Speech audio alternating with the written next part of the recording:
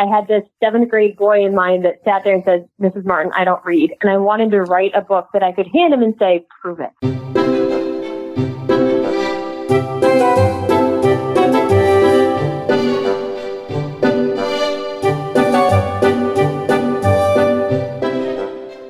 You're listening to the Read-Aloud Revival podcast. This is the podcast that helps you make meaningful and lasting connections with your kids through books.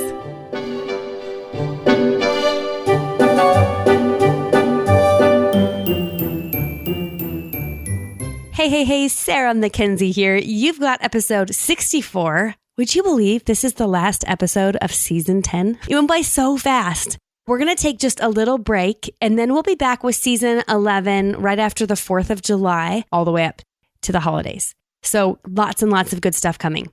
Now, here's something I want you to know is that if you have not gone to readaloudrevival.com yet, you're missing out on some of our best resources. We are definitely not shut down when there's not new podcasts coming out. So you can always stay up to date by going to the website. Now, the best way to do that is to go to readaloudrevival.com and sign up for the emails. You get our book list when you do that, and it's a really big, fantastic book list, if I do say so myself. We pretty much pride ourselves at Read-Aloud Revival on carefully selecting books that we know will help you make meaningful and lasting connections with your kids. Not every book is an awesome read aloud, but we read just stacks and stacks of books on our team so that we can help you find the books that will help you enjoy reading aloud with them and not, find a dud in there and sort of sour your read aloud time together. So our book lists, we are rolling out all the time. We have monthly picture book lists. We have book lists for kids and big families, fantasy lovers, books for boys, books for girls. Goodness, we're always coming out with more. We have a whole plan of what's coming down the pipe on the book lists that we're going to be rolling out, and you don't want to miss those. And the best way not to miss those is to go to readaloudrevival.com and sign up for our emails, because people on the email list, they get the very first shot at the book list. And if you have been listening or following Read Aloud Revival for very long, you know that when we roll out our book list, a lot of times those books become kind of hard to get at your library because everyone else is putting them on hold. So you want to be on the email list because people on the email list get the book list before everybody else. Okay. So readaloudrevival.com, head there, pop your email into the page. That way you don't miss out on anything that we've got going on even before the 4th of July when season 11 rolls out. Now let's get into today's show because, oh my gosh, I am so excited to introduce you to Laura Martin.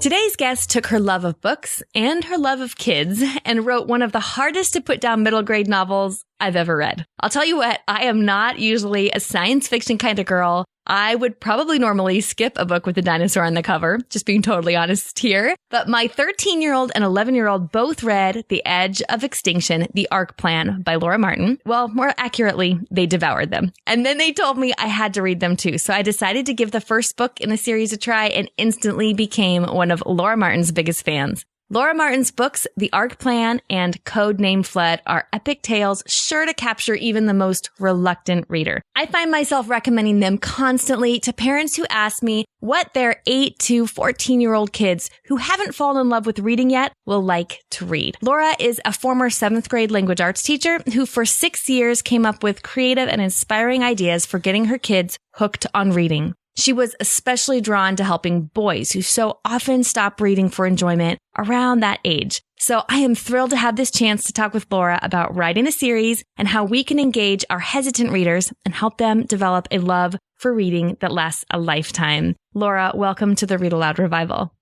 Thank you so much for having me. I'm excited to be here. Well, me too. I'm excited for this conversation, and I've invited my 13-year-old daughter, Allison, and my 11-year-old son, Drew, onto the show because they loved your books. They're the ones who introduced you to me, so I wanted them to have a chance to meet you. So, Allison, do you want to say hello to everybody? Hi, I'm Allison. And Drew? Hi, this is Drew speaking. So glad to have them here. This is going to be really fun. I was wondering, how did you come up with the idea for the story? Well, I actually came up with it when I was still teaching. I was on fall break, and so my mom called me and said, hey, how about we go to New York City? And I didn't have any kids at the time, so I could drop everything and go to New York City. And I'm the kind of nerd who, when in New York, I don't want to go shopping or sightseeing. I wanted to go to the museum. They have a really cool museum, the Natural History Museum. And I was walking through and they had all these really cool dinosaurs, displays. But prior to writing this book, I wasn't overly into dinosaurs. I would say I was like everybody else, where you look at dinosaur display and you go, that's cool. And then you move on with your life, right? So I was looking at all these displays and there was a little case off to the side that no one was really looking at because it was this little kind of tiny dinosaur. It was about the size of, say, a golden retriever. And I looked at it and I was like, you know what? If we did bring dinosaurs out of extinction, would we eventually, have them as pets? Like, would this be hanging out in somebody's backyard? So I took out my cell phone and I took a picture of it, and then I completely forgot about the idea. Months went by, I went back to teaching, I went back to my life, and then my cell phone popped up that fun little message that says, you're out of storage, you need to delete something. So I was going through these pictures and I came across this random dinosaur picture that I'd taken, and I almost deleted it. And then I had this thought, I was like, oh yeah, I had that idea about like, what if dinosaurs came back? And in that exact moment, I had this vision of this girl running to get the mail in a world where dinosaurs are back and something simple like getting the mail isn't quite so simple anymore.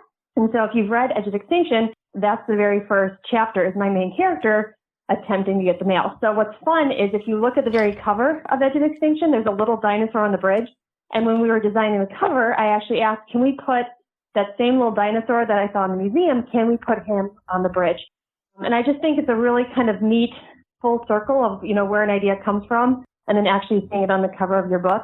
And I also think it's a good testament to when you have an idea, even if it's a really weird, crazy idea, like what if dinosaurs come back, you should write it down somewhere. Because if I hadn't taken a picture on my phone, this book never would have happened. I wouldn't have remembered that idea months down the road. So whenever you get a good idea, even if it's a really crazy idea, it might be your idea. So you should really capture it somehow. I love that because it's not like you had this idea and you knew, this would make a really good middle grade novel, and I'm going to put it somewhere where, I'm going to write it down, right, and it's going to be a project I work on right now. You just sort of had an idea, snapped it, and then forgot about it kind of. But then it was in a place where you could find it later when you were ready for it, right? And I was actually neck deep in querying my very first novel, which I didn't realize at the time, but it was awful and it will never see the light of day. But I got a really good piece of advice from someone that said, well, you're getting all these rejections when you're trying to get published. You should start another book because you'll go, ooh, this one's really good. And you'll know you have something good coming down the pipeline. So I actually had just got done opening a bunch of rejections for this first book that I was convinced, was really good, but really it wasn't. And that's when I was like, oh yeah, there was that idea. And I sat down and I started writing. And that's kind of where Edge of Extinction came from. Where did you get the characters' names? There's actually kind of some funny stories behind where I got those characters' names. The main character's name is Sky. And growing up as a little girl, I always said if I had a daughter, I was going to name her Sky. I was, determined.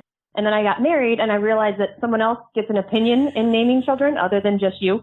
My husband didn't like the name. So I said, okay, if I can't use it for a kid, I'll use it in my book. So that's where the name Sky came from. I just loved it. And then Todd, actually, funny story. I was teaching at the time, and there was a guy named Todd who was a social studies teacher at my school who was a friend of mine. And I stuck the name in more as a placeholder than anything else. And I was going to come back and think of something really cool to put in there later. But the weird thing about when you name a character and then you keep writing, that character becomes that name. And I got attached to having that character named Todd, so I kept it. Where did you find out about Loch Ness Monster and the Scottish Lake? That's funny that you mentioned that because that takes, so much of that is happening in book 2 and having these kind of sea monsters. And when I was teaching, we actually used to teach a book called Tales of the Cryptids, which is a cryptid is an animal like a Loch Ness Monster or a Bigfoot, an animal that we think might exist, but we have no actual proof other than some sketchy photos and, eyewitness accounts kind of thing. So we used to use that book as a nonfiction book, and I would do all these things about Bigfoot and Loch Ness Monster, which is kind of funny because the book that's currently sitting on my computer, 1/4 of the way done, has all those things in it because I used to teach this book. So that's where my first kind of contact with that came from. And I used to teach with a really cool teacher named Mark Weaver, who was actually Teacher of the Year a few years back. And he used to do a whole entire unit on the Loch Ness Monster and the science behind trying to figure out if this creature's real or not. So I've just always been intrigued with that. And there's something about a sea monster that just kind of sends chills up your spine. So when I was writing book 2, I was like, I have to have these guys in there. So Drew, I have a question for you. I didn't tell you I was going to ask you this, but if you were going to recommend the ARC plan, the first book, of The Edge of Extinction to somebody, who do you think would like it? Like if they like, is there another book that they might have liked that would make you think they'd like this one? Or is there some reason that you think they might like it? I would think I'd have to say Fablehaven because it has a lot of similarities. Like there's a mission and there's a powerful sort of race trying to stop you. So I'd recommend Fablehaven. Okay, so if you're a Fablehaven book lover out there, this might be a good one for you to try. You might like this one as well. I love Fablehaven. Do you? Oh, we are working with getting Brandon Mole into an author access event at Read-Aloud Revival membership. So we don't have a date yet, but he said yes. So I'm clinging to the yes email that I got. Yeah.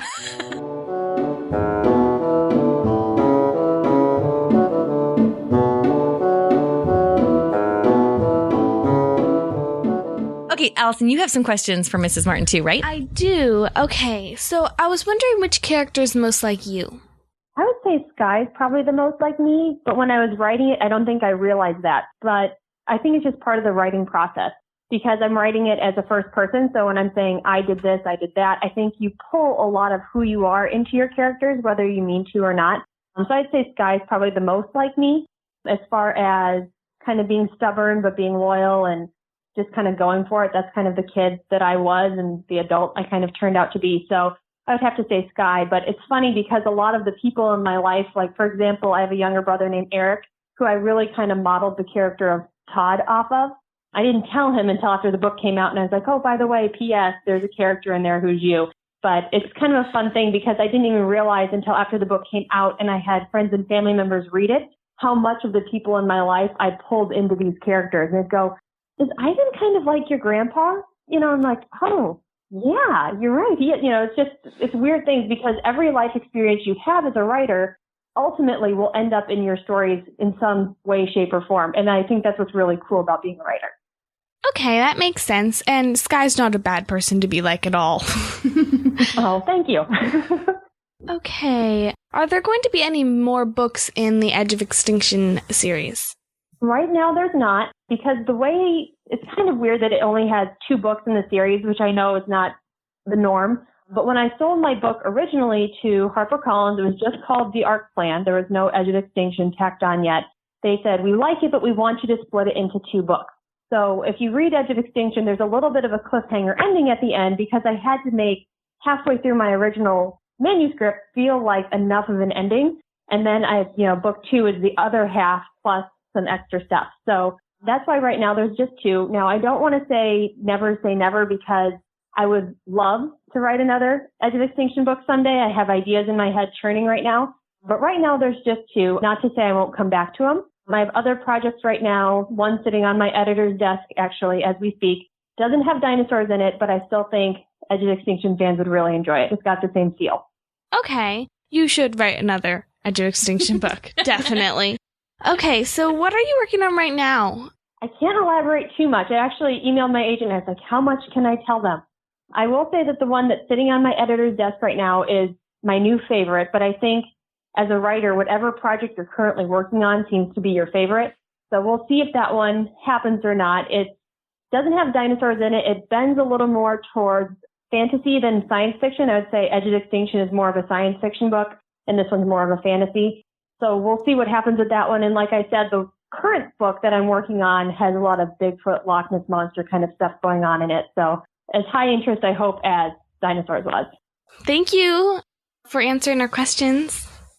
No problem. And thanks for reading the book and enjoying it and telling your mom and taking the time to talk to me today. Thanks so much. Thank you for writing it.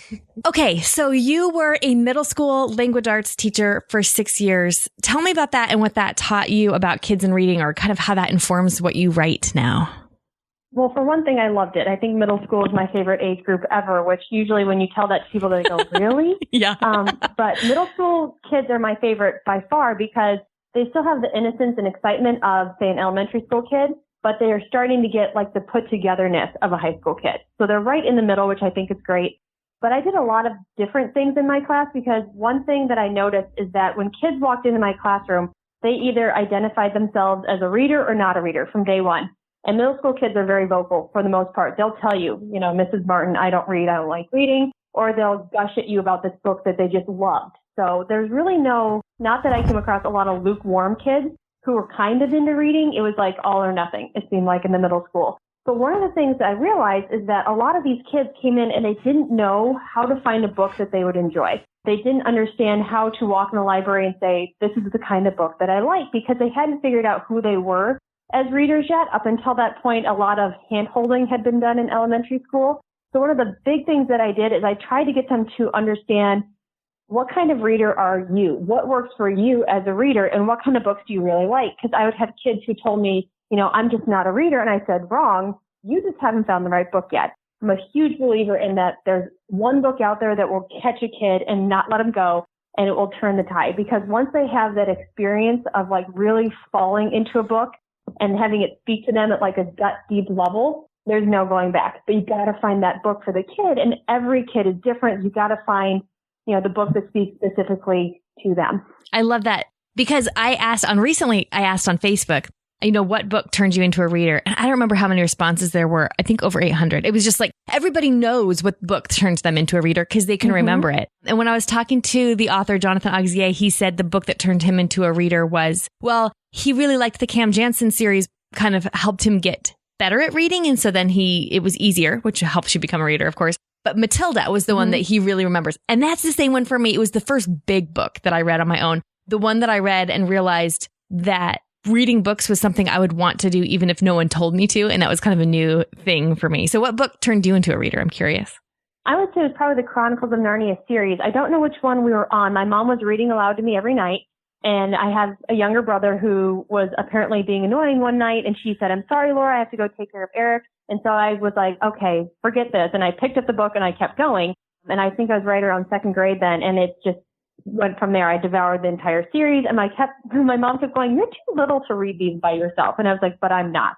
I have this. So I would say it was the Chronicles of Narnia series. I just remember falling in love with the whole imagination of like, there could be a world behind a wardrobe, and how cool is that? So those are probably the ones that really got me started.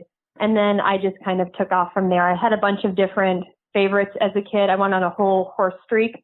I remember our library had a little horse sticker on the bindings of the book, and I would go through the library and try to find every book that had a horse sticker, which is one of the things that I actually turned around and used in my classroom, is that I broke up my classroom library, and I had a huge classroom library. I scoured Goodwills and everywhere else. My husband was always like, you're spending more money on books. I was like, but of course I'm spending money on books. Yeah. So I had stickers. And so if it was like a realistic fiction book, it had an orange sticker on it. If it was fantasy, it had a blue sticker. If it was science fiction, it had a green. And my whole library was color coded so that kids who went, you know what, I really like science fiction books, could easily find more science fiction books, because a lot of kids walk into your classroom and they don't know what kind of books that they like. They don't understand what a science fiction book looks like, or what a fantasy book looks like, or what realistic fiction looks like. So it's a lot of helping them figure that out. So one of the very first things that I used to do in my classroom is I would put them all in groups, and I would just dump a huge pile of books out. And I'd say, figure out what kind of genre these are. So they had to read the backs of the books. They had to go, oh, this has, fantastical creatures like dragons in it, so that means it must be fantasy. Or this one is set in real life, there's no magic, it must be realistic fiction. And I had ulterior motives, because the pile of books was always like the best books I could find, right? That's awesome, yeah. Because then they had to read the back of all these books, and they'd walk away going, ooh, that one sounded really good. Because a lot of times middle school kids won't slow down enough to go through a whole stack of books to figure out which one sounds good. They just walk into the library, grab something random, go, oh, I don't like this, I must not like reading, and walk away. I love it. Yeah, that's so smart. I actually appreciate our local library. They put the fiction hardbacks by the first letter of the last, or by the last, wow, I can't even talk. See, I told you I fumble. They put the hardback fiction by the author's last name, of course, but the paperback middle grade novels, they put into categories like fantasy, realistic fiction, historical fiction. And that has been really helpful to my kids when they became fluent readers, but were trying to figure out what books they liked best. Because once they would read a couple, like for example, my oldest daughter loves historical fiction. So she would read a couple from there and realize she was going to be happy with almost anything from this section. And so she could go there when she wasn't sure what to read next. It was really helpful. Right. And that's huge, to be able to figure out who you are as a reader. And as adults, we do that naturally. We know that we like a certain kind of book. And so we look for those certain kind of books. But we forget that you have to learn that skill, that it's not something you just inherently have. And so it's something you got to teach a lot of these kids because they've been just reading the books that have been handed to them. And so they're completely lost as to what kind of books they might like. So a lot of times I'd almost interview and say, okay, what do you like to watch on TV? What is your favorite movies? What are your hobbies? What do you and you kind of have to figure out, you know what? And then I'd give them, a stack of 5 to 10 books. And I'd say, look at these, find one that you think sounds good. So that's it's so just good. A lot of kind of figuring out who they were as a person. And then, okay, what book's going to do it for you? Totally. So that's one of the questions I'll ask. Sometimes my kids' friends will say, I'll ask them, what do you like to read? And they'll say, I'm not really a reader. I don't really read for fun. And then I'll say, well, what have you liked? Because I'll think, I'm going to help you find something. It's like my own personal mission now. So then they'll say, well, I don't know. I don't like anything. And so the best next question I think is oftentimes, what's your favorite show? Because what people think is TV and books are totally different, but they're really just a different mode of stories. And so if you like a certain kind of story that you watch on TV, there's a very good chance that a good writer of that same kind of genre will be able to capture the imagination the same way, right? Exactly. I used to do book talks in my classroom. Every Wednesday before we went to the media center, I would have a stack of between 10, 15 books, and I'd have them all on my projector behind me, and my kids would get out their notebooks, and I had them keep something called a someday list. Of books they want to read someday. And I said, you should always have a list going of this great book that you want to get your hands on so that when you go to the library, you have in hand 15 to 20 books that you would really like to read because you heard about them, they sounded good. So I would do these book talks. They would write down anything that sounded good in their someday list, and then we'd head to the library. But one of the ways that I would always pitch books, especially books that were geared a little bit more towards boys, is I would pitch it almost like a movie. I'd say, okay, guys, so this book is called Alfred Crop. And it's, set in modern day, but you got a lot of kind of old elements in it because the Knights of the Round Table are back, but instead of riding horses, they're driving Lamborghinis. If you like kind of like Mission Impossible or that kind of thing, this is a book for you. And the boys would just go, oh, and then, write it down because you'd made a connection of, oh, that sounds good because I also like this. Yeah, exactly.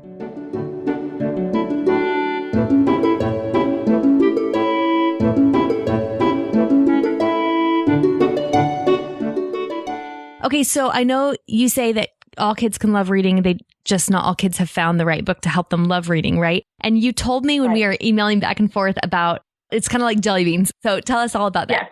Well, jelly beans are one of those candies where if you have a bowl of jelly beans out, you'll see people do this all the time. They walk up and they take a look and then they pick out their favorite color, right? Like very few people just take a handful of all of them and walk away. You pick out the reds or you pick out the yellows. So I actually used to use this as a demonstration for my kids. I'd walk in with a huge bag of jelly beans and I'd spread them out and I'd say, okay, now you only get to eat the black ones. And the kids would look at me like, really? I have to eat the black one? I'd say, now what if that was the only kind of jelly bean you'd ever tried? So you just said, you know what? I don't like the black ones. I must not like any of these, you know? And they would go, oh, and I'd say, that's what it's like if you read one book and you go, I didn't like this book, so I must not like any of these books. And I said, it's a lot of like finding your favorite flavor of jelly bean. There's so many flavors of jelly bean in the world. There's more flavors of books out there. You just have to figure out which ones you like so that when you walk into a library, you walk into a bookstore, you know what flavor you're looking for. And I talked a lot about this in regards to the writing process as well.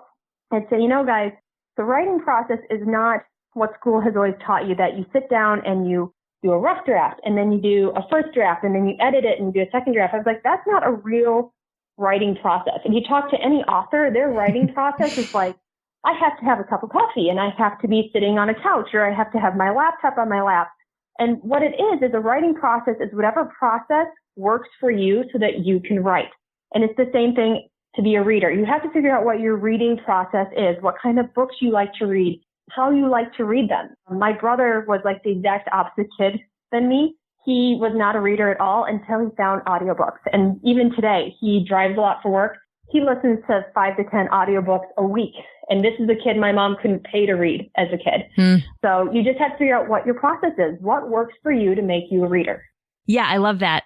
Well, I think a lot of times as parents, we have anxiety too over our kids liking the right books. And so I know that this has been true for me in the past. It's true for a lot of parents I meet when I go to homeschooling conferences, for example. Parents are really caught up in, they want their kids to like really good books, maybe to the detriment of helping their kids fall in love with reading first. And so instead of helping their child fall in love with reading and then self-identify as a reader, they're worried that their kids aren't going to love the classics. But it's so funny because that same question of, what book turned you into a reader?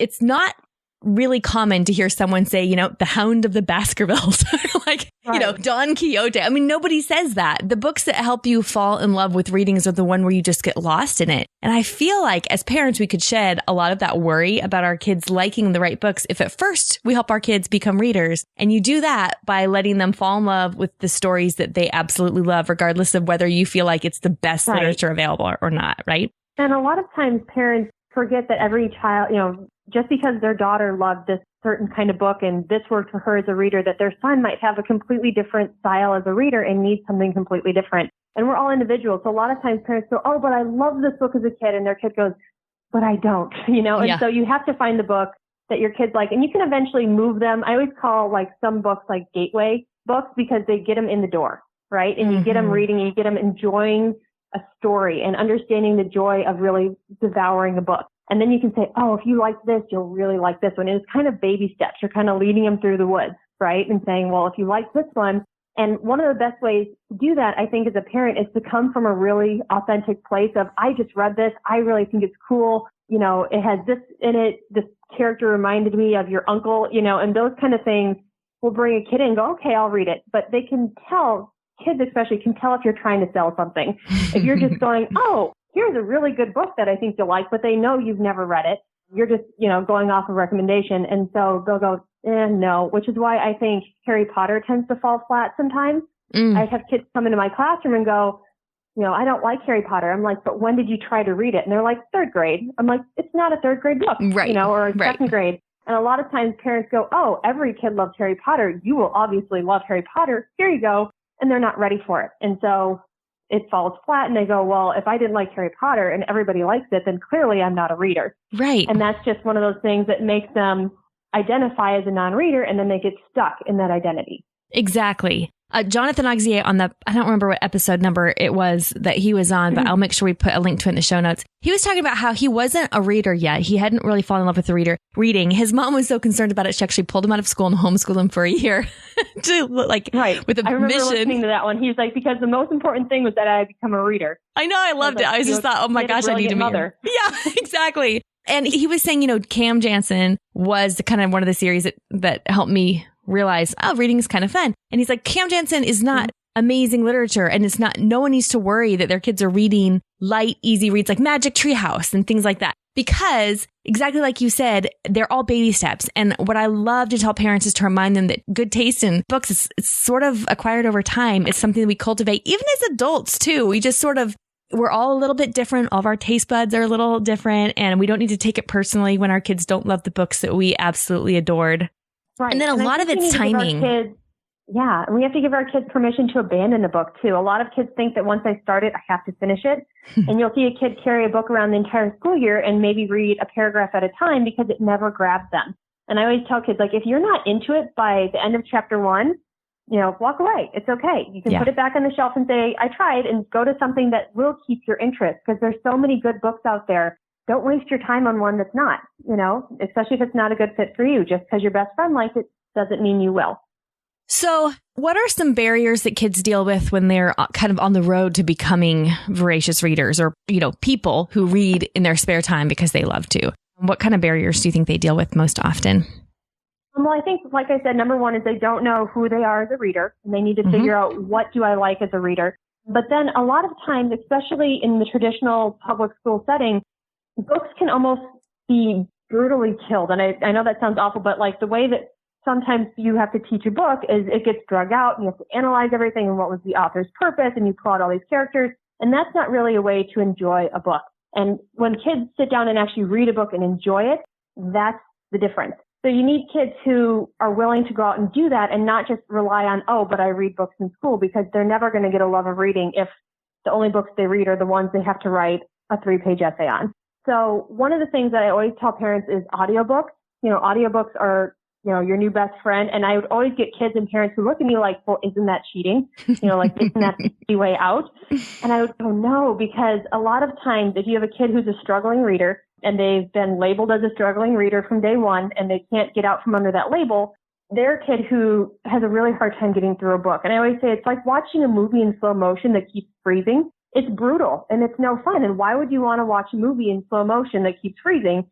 if you have them listen to an audiobook, they're hearing a story as it's meant to be read at the right pace. They're hearing really difficult vocabulary in context, which is going to help them in the long run as well. And they're getting to enjoy a story without having the problem of sitting and trying to decipher words and get through a book. And also middle school is one of those times when kids are starting to really get busy. Their activities are picking up. They're getting more involved in school, which is when a lot of kids fall off the reading wagon, unfortunately, because they're busy. But if you have a kid who's listening to an audiobook in the car on the way to soccer practice, or a kid who's training for cross country, and instead of listening to music, they're listening to a book for an hour every day while they go for a run, that's a big, it's a game changer. It takes those kids who aren't the sit down and read kids and gives them an opportunity to still be a reader. Yeah, exactly.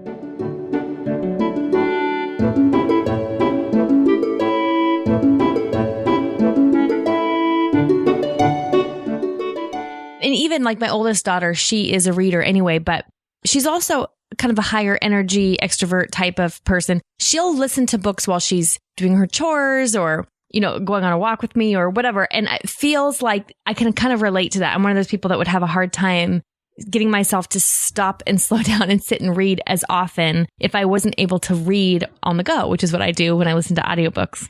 Right, which is exactly what I did too. Right around middle school is when I started training for cross country. So I started listening to audiobooks. I actually discovered Harry Potter on audio, which so Tyndale is like the end all be all of narrators, right? Like he's on my bucket list of people I would love to narrate my book someday. So I started listening and it just doesn't stop. I keep books in my car. If I'm folding laundry, I'm listening to a book. And my students used to be like amazed because I would read 5-10 books a week and I would always be telling them I just read this and like, do you do anything other than reading?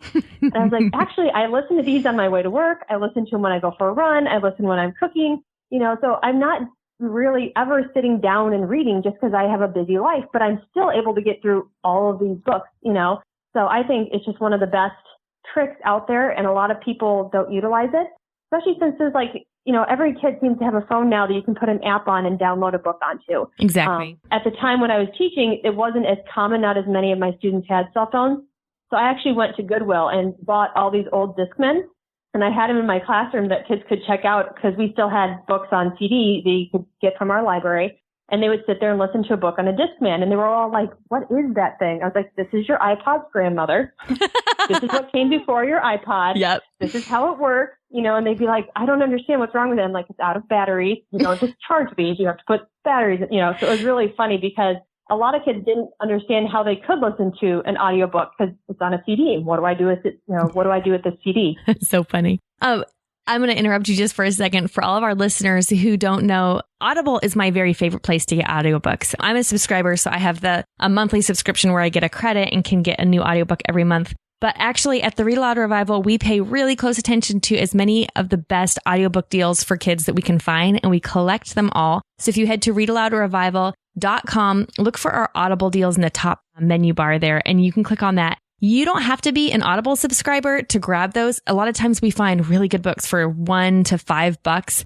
which is an awesome deal on an audiobook. And then you can download them to any kind of device, iPad, tablet. You can listen on a computer, on a phone, on an iPod, on an MP3 player, and listen while they're doing, weeding the yard or doing their chores or in the car or whatever. We listen to tons and tons of audiobooks that way. And I agree with absolutely everything that you just said, Laura, that audiobooks really just enrich your reading life so much. They are. And so if you tell your kids, and I used to not do a whole lot of take-home homework in my class because the standing homework was you read 20 minutes a night at least. And so if you have that as a standing standard in your house, at least 20 minutes a night, it's really easy if your son has to go mow the lawn. That takes over 20 minutes. Say, well, you can get your reading done, listen to the book, Yeah. Or we have to drive, to so-and-so's lesson. You can listen on the way there. And then it makes reading accessible and easy and fast and not something that they have to sit down and be like, oh, I have to do this. It's something where all of a sudden mowing the lawn isn't boring anymore because you're not mowing the lawn. You're trying to find the lightning bolt that Zeus, lost, and now your dad thinks you need to go get it kind of thing. So yeah, it's fun. Well, and once you get into a book that you just love, I remember one of the first audiobooks I had heard was Lois Lowry's The Giver. It was the first time I'd ever read it. And it was, I couldn't stop reading it, but I told myself I was only allowed to listen on the treadmill. I walked so much because I wouldn't want to get off. And I'd be like, oh, I guess I better get back on the treadmill. And my oldest daughter, she's funny too, because she'll get into a book and I can tell because the whole house will be tidy. And then she'll ask, do you have anything you need me to organize? Because she wants to keep listening. But I'm like, oh my goodness, more audiobooks. This is amazing. Yep. I'm going to have all my laundry folded forever. It's so great. When I found out that Edge of Extinction was going to become an audiobook and it is on Audible, I freaked out. I think I was more excited about the fact that it would be an audiobook than I was that it was going to get published, because audiobooks are just like my thing. And then I got to help pick out who was going to read it, which was also really cool because I'd been listening to audiobooks for years and years and years. So I knew these narrators by the books that they had read. I'm like, oh, I love her, so it was a really cool experience to get to do that because I'm such an audiobook person. And then when I listened to my own book, it was another really weird experience because, after writing and writing and writing, there were still parts where I'm like, oh yeah, I forgot about that, So it was interesting to hear somebody else read it and really bring life to your characters. I didn't realize your book was on Audible. I just pulled it up. So we'll make sure we put a link to that in the show notes as well. Awesome. Okay. So what other tips can you share with parents and teachers who are looking to create that love of books in their kids? Is there anything we haven't touched on that you think would be really helpful for encouraging kids who aren't naturally drawn to reading? Like I said, come from a really authentic place. If you've read it and you're excited about it and create kind of a culture of reading in your own house, which I know this is what this podcast is about.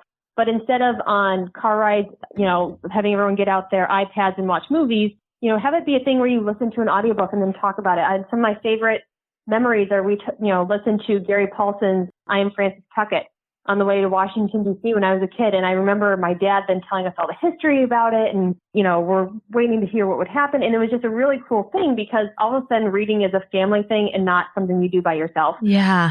Another thing would be, especially if you have a reluctant boy reader, have them around other people who are readers because especially in middle school, peer pressure is a huge thing, but you can use it to your advantage, and if all their friends are talking about books and reading, which is one of the things I kind of created in my classroom is, everyone's talking about books, so you might as well talk about books too. Creating that culture of, oh, everybody's reading and now I'm the odd man out if I'm not is a really kind of powerful thing. When you're talking to kids who want to be writers, and we have a lot of young aspiring writers and illustrators at the Read-Aloud Revival, you say that they should be listening to books even more than they're reading them. So tell me why.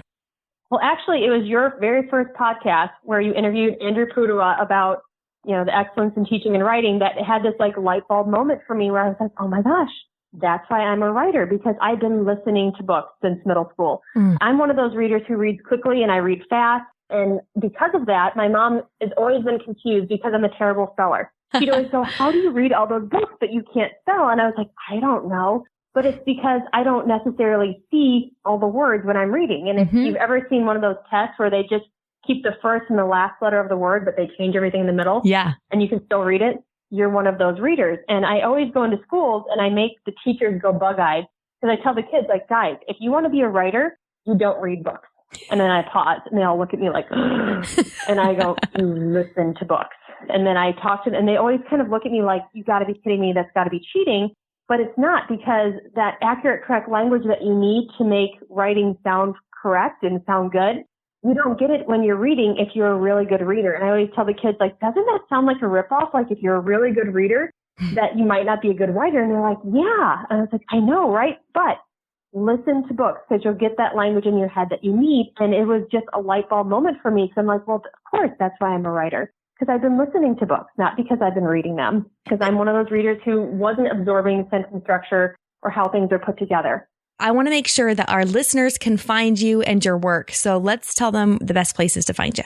I have an author's website, which is lauramartinbooks.com, where you can find all the information about my books, as well as I have a little blog on there where I kind of talk about all things author, and then a few of my kids' pictures as well pop up on there. They're so cute. And then I'm also on, thank you. I think so, but I'm biased. I'm also on Instagram at Laura Martin Books, and on Twitter at just Laura Martin Books because they cut me off, cut the S off. Of course. There's too many words. And I didn't realize it till after I had already signed up and all that fun stuff. And I think that's it. And I'm also on HarperCollins' website. If you're interested, Edge of Extinction has an entire curriculum that you can download for free. And you can find that on my website as well if you go under teacher resources. I think you can pull things out of the book, a lot of the nonfiction elements as far as research projects with dinosaurs and that kind of fun stuff that don't kill the book.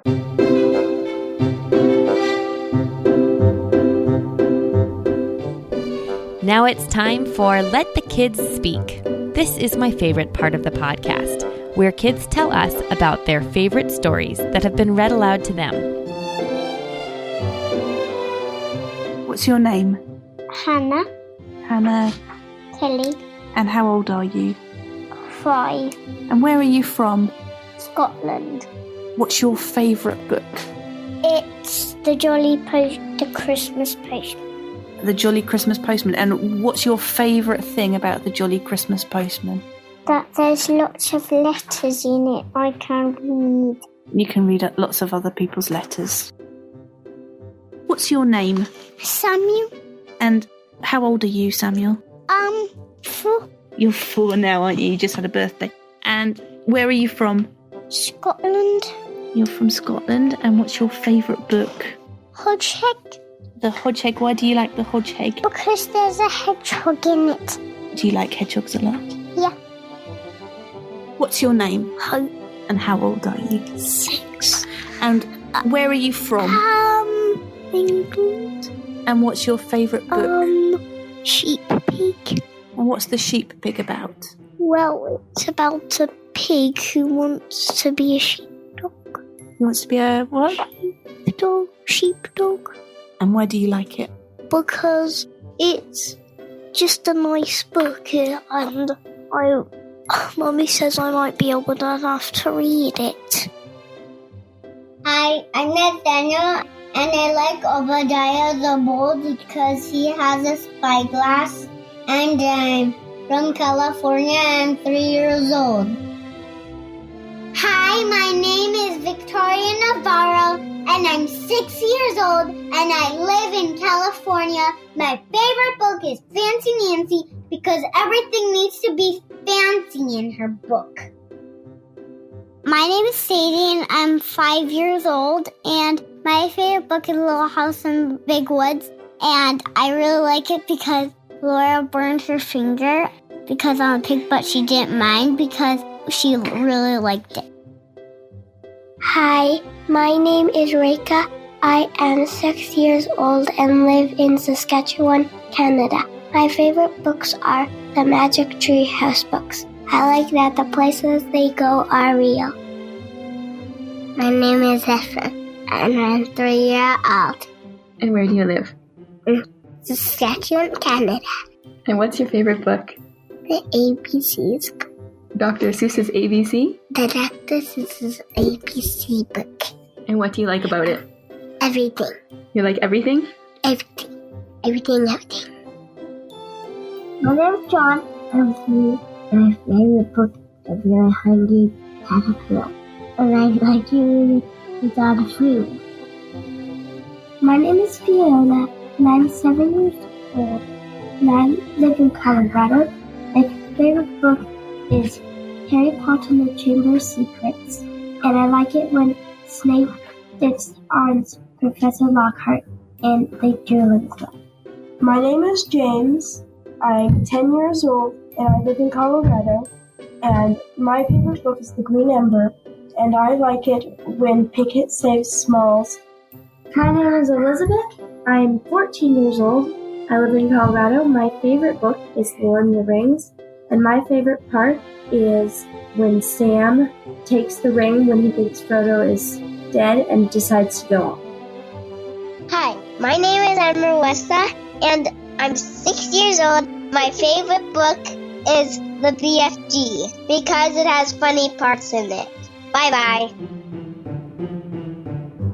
Awesome. Thank you, kids. I love hearing from you. I love it when you call in and tell us your favorite book recommendations. Hey, at a conference recently, somebody asked me what ages are best to leave messages. We love hearing from anybody as little as they can talk into your phone to leave us a message all the way up through the teens. So I love hearing them. And I know people who listen to the podcast love getting their book recommendations here too, right from other kids. So good. If you haven't left a message yet, you can do it at readaloudrevival.com. You just scroll to the bottom of the page. The place on the bottom left, you'll see a place for kids to leave messages for this section of the podcast. And on the bottom right, there's a place where you can leave a message yourself. Moms and dads, you can leave questions about anything that you are wondering that you'd like us to answer on the podcast. You can even say, hey, we recently read Bedknobs and Broomsticks. What should we read next? Or what do I give to my kid who loves Harry Potter and doesn't know what to read next? I would love to answer any questions you have right here on the podcast. Go to readaloudrevival.com, scroll to the bottom of the page, and leave a message on the bottom right for me there. Hey, would you take a moment to head to iTunes and give the podcast a rating or review?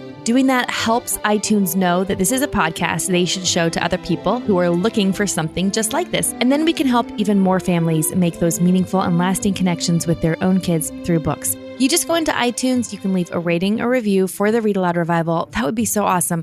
I read them all, by the way. I just love hearing your feedback and what you think of the podcast. And if you are interested in supporting the podcast, head to the Read Aloud Revival shop. We have beautiful pottery, t-shirts, some of the best book bags ever. They're so awesome. And they're all at rarstore.com. You can support the podcast. I love hearing stories of people who use their Read Aloud Revival book bags when they go to the library, or they wear t-shirts when they go to the library. And then other people go, oh my gosh, you listen to the podcast too. It's like finding instantaneous, Revivaler peeps in your local area. It's so fun. Hey, thank you so much for listening. I appreciate the time that you spend with me. I love it. That's it for season 10. We'll be back right after the 4th of July with season 11. We've already started working on it. It's a fantastic lineup. I know you're going to love it. We're going to keep working really hard on getting that ready for you. I hope you have a wonderful beginning to summer. And don't forget to visit us at readaloudrevival.com. Until next time, go make some meaningful and lasting connections with your kids through books. Thanks for listening.